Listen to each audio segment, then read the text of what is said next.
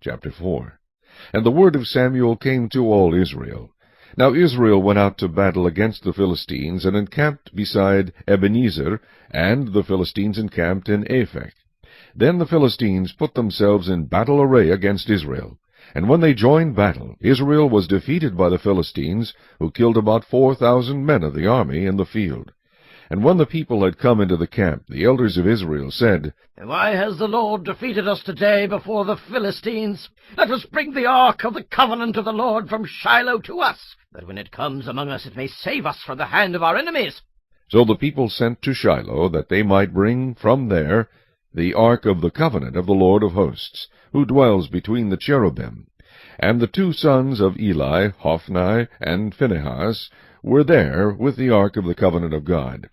And when the ark of the covenant of the Lord came into the camp, all Israel shouted so loudly that the earth shook. Now when the Philistines heard the noise of the shout, they said, What does the sound of this great shout in the camp of the Hebrews mean? Then they understood that the ark of the Lord had come into the camp. So the Philistines were afraid, for they said, God has come into the camp. And they said, Woe to us, for such a thing has never happened before. Woe to us! Who will deliver us from the hand of these mighty gods? These are the gods who struck the Egyptians with all the plagues in the wilderness. Be strong and conduct yourselves like men, you Philistines, that you do not become servants of the Hebrews, as they have been to you. Conduct yourselves like men and fight. So the Philistines fought, and Israel was defeated, and every man fled to his tent. There was a very great slaughter, and there fell of Israel 30,000 foot soldiers.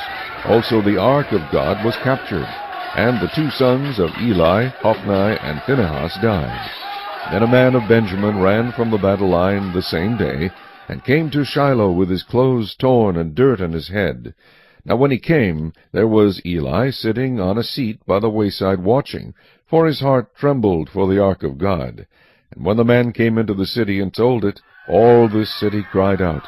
When Eli heard the noise of the outcry, he said, What does the sound of this tumult mean? And the man came quickly and told Eli.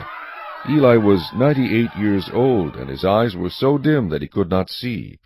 Then the man said to Eli, I am he who came from the battle, and I fled today from the battle line. And he said, What happened, my son? So the messenger answered and said, Israel has fled before the Philistines, and there has been a great slaughter among the people.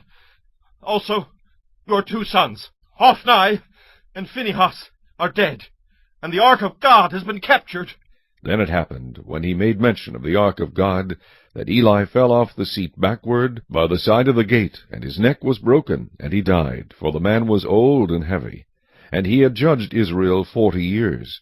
Now his daughter-in-law, Phinehas's wife, was with child due to be delivered. And when she heard the news that the ark of God was captured, and that her father-in-law and her husband were dead, she bowed herself and gave birth, for her labor pains came upon her. And about the time of her death, the women who stood by her said to her, Do not fear, for you have borne a son. But she did not answer, nor did she regard it. Then she named the child Ichabod, saying, The glory has departed from Israel, because the ark of God has been captured, and because of her father-in-law and her husband. And she said, The glory has departed from Israel, for the ark of God has been captured.